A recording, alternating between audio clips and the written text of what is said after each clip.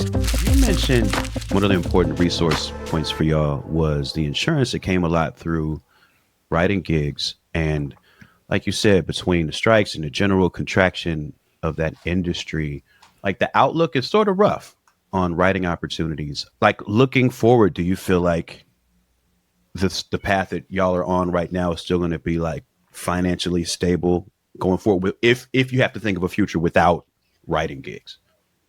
I always just assumed that I was in books and media and Josh's career in television would be the stable thing that kept us afloat. Right.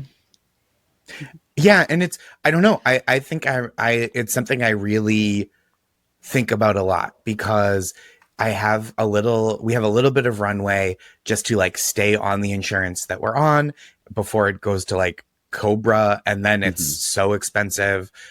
I don't want to sound like I'm blaming the guild or my past employers for that. This is like an America problem and like a big entertainment industry problem. And so it definitely has occurred to me like, oh, maybe this work isn't as abundant as it was when I started doing it, 10, 11 years ago.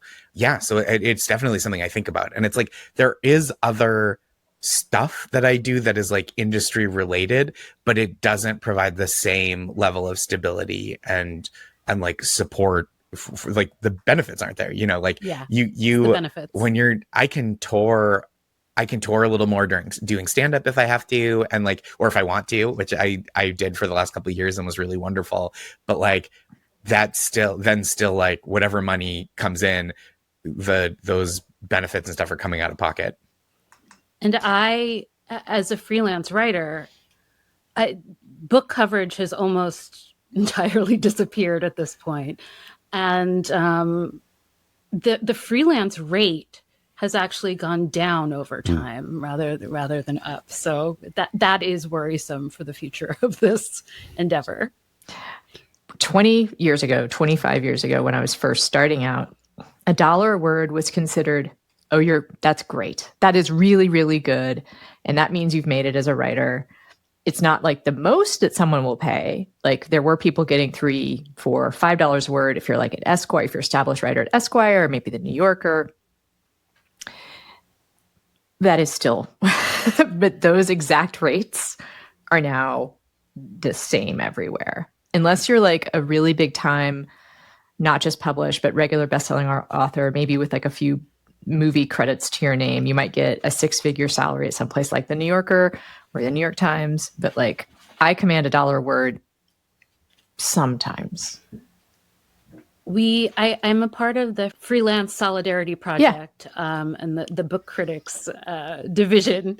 And for a long time, we thought that the best thing that we could do in terms of explaining the problem is saying that we should be getting $1 a word. Doesn't that sound right?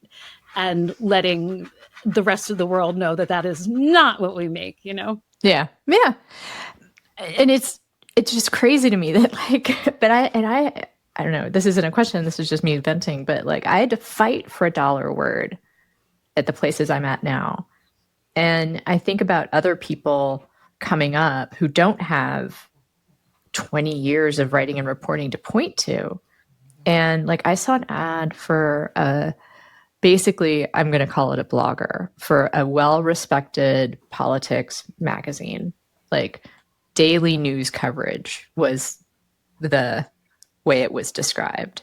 And it was like producing 4 or 5 small articles, like following daily coverage. And I believe the pay was something like $5,000 a month, maybe $3,000 a month.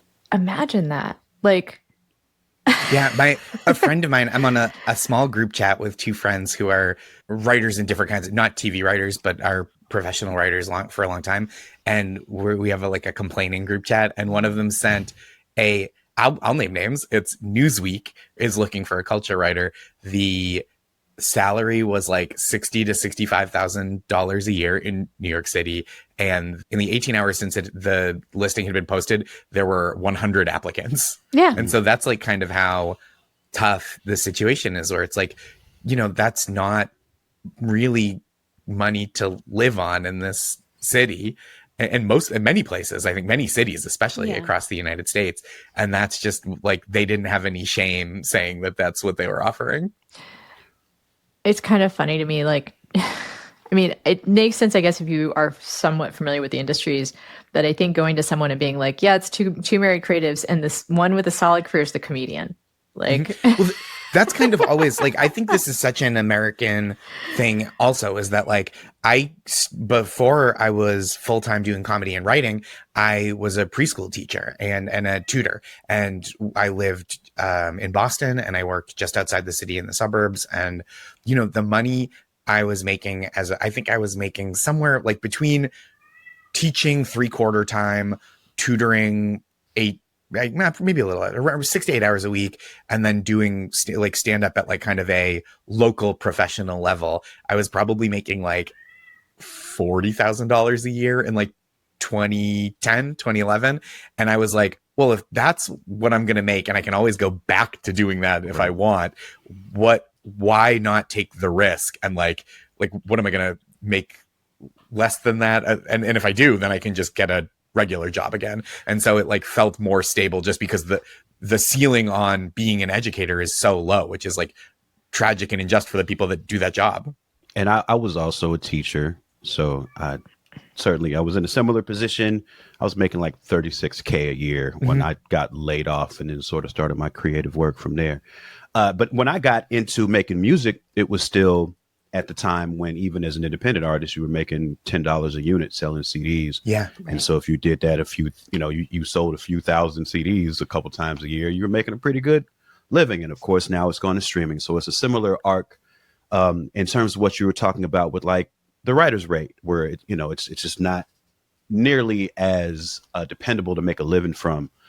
And so I constantly find myself in a state where I still, even to this day, I get 5 to 7 job posting emails a day, because I'm always like, this life doesn't always feel so great. What's going on over there? And I'm very curious for you two, as a creative couple. Like, when's the last time somebody freaked out and said, I'm leaving this behind, and I'm going to corporate America? And what was that conversation like? I mean, I tried to go to corporate America pretty recently. To do, book related things, but still. And I think I'm at an experience level now where I don't know if I'm ever going to have that kind of job again. I don't know if I'm overqualified. I never succeeded in the corporate world in that way. And trying to break in now feels almost more difficult than having a nice creative profession. Push hasn't come to shove yet, but I have started to kind of like game out, like, how long do we have with our current situation, and like, what do I do? Right. Do I like strategize? What is it that I do that I can get people to pay me directly for, and make up a little of the shortfall that way? Because like, I can still always do some stand up if that's what I want to do. I can, a little freelance writing, but that's, as Maris talked about, not a ton of money. And then it's like, okay, do I do the kind of Patreon, activate the financial, you monetize my newsletter that I've just been giving away for free, so I can get people in the door to like share the bigger work stuff? And then is it also like, okay, do I go back to tutoring and just kind of quietly do that for money on the side, so I can have something flexible that supports the creative work? Because it's like, I think there are a lot of people that are hung up in this place where it's like, oh, I'm doing creative work at a level that like maybe used to pay the bills, right? But now requires supplementary income.